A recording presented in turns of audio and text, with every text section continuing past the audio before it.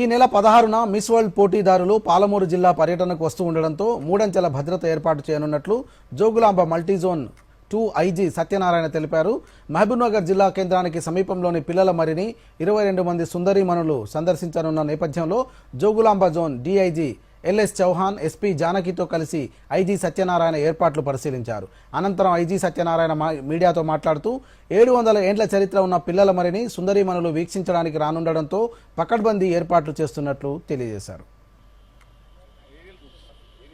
ఈ నెల 16వ తారీఖు సాయంత్రం 5 గంటల నుంచి 7 గంటల వరకు సుమారు 22 అమెరికా ఖండాలు అంటే దక్షిణ అమెరికా, ఉత్తర అమెరికా ఖండాల నుంచి 22 దేశాలకు సంబంధించిన కంటెస్టెంట్స్, కాంపిటీటర్స్ 700 సంవత్సరాల చరిత్ర గల పిల్లల మర్రి మహావృక్షాన్ని తిలకించడానికి ఇక్కడికి వస్తున్నారు.